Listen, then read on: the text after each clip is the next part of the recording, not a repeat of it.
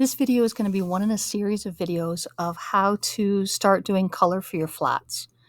And what we're doing is we're going to be trying to capture every area and fill it with one solid color to start with.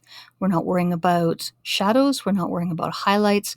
We're just going to fill every single thing with one solid color. So first thing you have to do is you have to make sure that your line art is in here. Now, you guys have been working with a sketch and you brought it in and then you did your line art over top. If you have not brought your sketch in yet, remember that you can open two documents. One could be the canvas that's the right size, that has nothing in it. And then when you go to the layer and you right click on it, so let's say I want to take this part over. When you right click on it, you'll get duplicate layer, or you could go up to layer and look for the word duplicate layer. And then you find the other document under destination and click on it and hit OK. Nothing will seem to happen here, but when you get over to the other document, your sketch will be in there. Now, your sketch is not your line art. I know you're looking at this thinking it looks like a sketch, and yes, it is. I grabbed it from the internet. This is not confident line art. This is sketch. And because of it, I'm going to have to do a lot of cleanup. But it's actually good to have things in here that are mistakes because I can show you what would work better and help you out. So you've brought your artwork in. It's not going to have any color in it yet. Let me take off some of these layers. There we go. And we'll take off the skirt layer. First thing that's going to happen is you're going to make sure you've picked your colors already. You're going to have those colors in there, and they're going to be on a layer. You might as well call it palette so you know what it is. And then so you don't accidentally color on your palette layer, let me introduce you to the transparency lock. That's great because if I grab a brush and I try to color out here, nothing happens. You don't know how many times in my life I've colored on the wrong layer. So use the transparency brush when you've already finished filling something in, so you can't accidentally color in the empty area. Now, you can still accidentally color in here, but it won't let you go any place that's transparent. Next thing, we've got our line art layer. You probably have a pencil layer down lower that you've poked in the eyeball to turn it off. And you probably have a background turned on. Now, you'll notice my background is not white. Don't leave your background white. Look at your color palette. Pick a color that you're not going to be using. So I've got a choice here. I've done one that's sort of a pinkish gray color, and I have another one that's yellow. I think the yellow is probably good for me because I don't know how gray I'm going to get on the sword. So I think this is going to be better. Why do you have to have a color back there? It's to make sure that if anything on the art is white, that you're actually going to paint it. If you leave the background white, you'll forget to do something like paint the eyeballs or the white buttons, and you'll be regretting it later. So put a color in, a light color in the background that you're never going to use in your art so you don't get confused. The next thing is, before you go any farther, see if there's anything you need to clean up about your line art.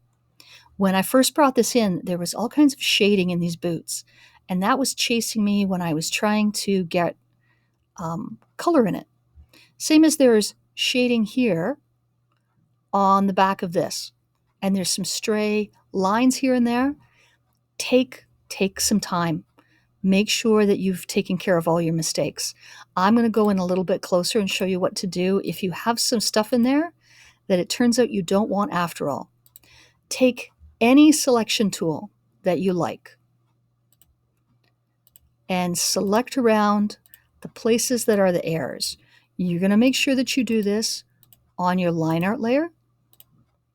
Your transparency lock will not stop you from doing that. Transparency stops you from drawing on empty areas.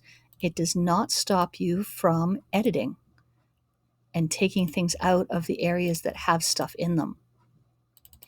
So I did it that way. I'm going to make sure I'm on my line art layer because I don't want it to be on my palette layer.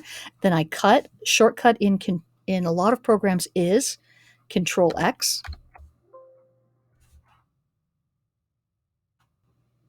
Oh, is it not going to let me do it because the thing is on? Okay, maybe I was wrong. Let me take that off.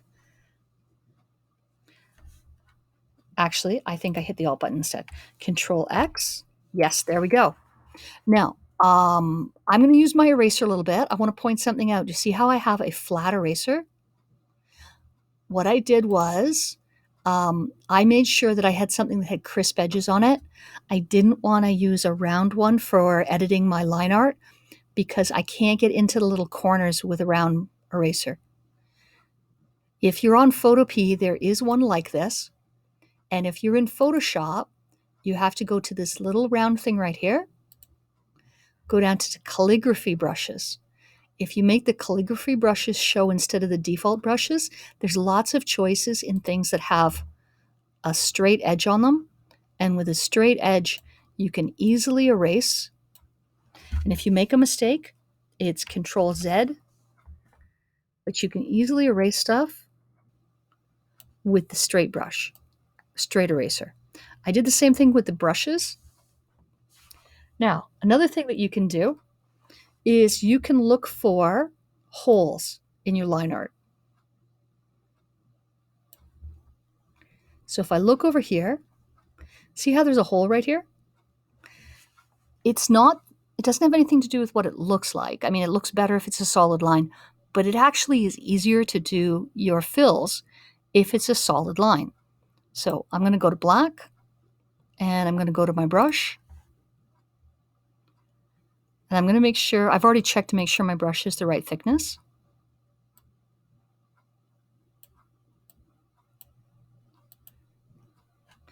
I have to turn off my transparency lock to be able to fix that.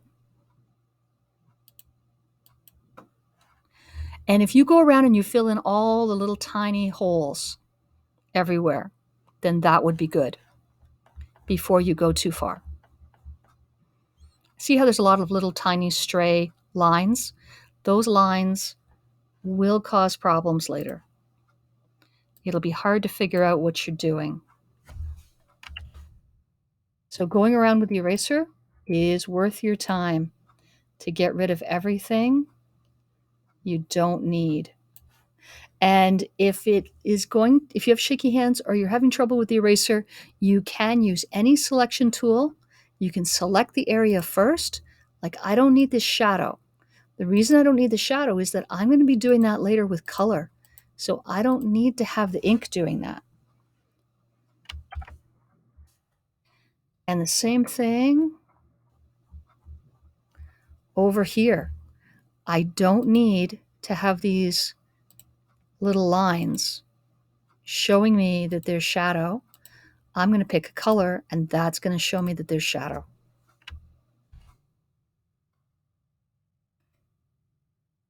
I mean, if you've done an amazing job with beautiful parallel hatching lines, okay, maybe leave them in as a texture. These are not amazing, beautiful parallel hatching lines. So it'll be just as good to get rid of them and use another method to do the shading. All right, so how far have we gone? Pick your colors before you start. Clean up any line errors. I'm going to make sure I've got my transparency lock on the 2 layers that I'm done. Don't color on your line art. That's really important.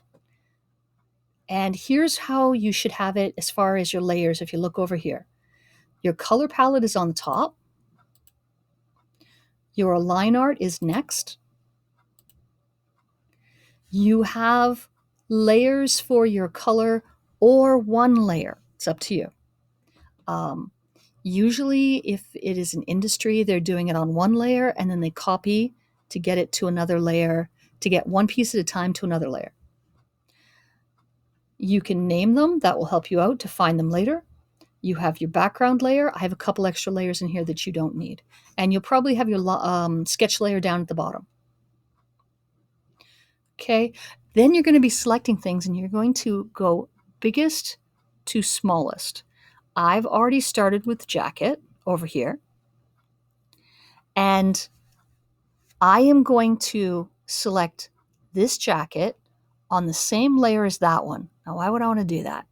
If you change your mind about what color you want the jacket to be, you can use image adjustment, hue and saturation, and you can change both of them at the exact same time. All right, this video is done. This is just about setting up, and I'll start talking about how to put the color in the next video.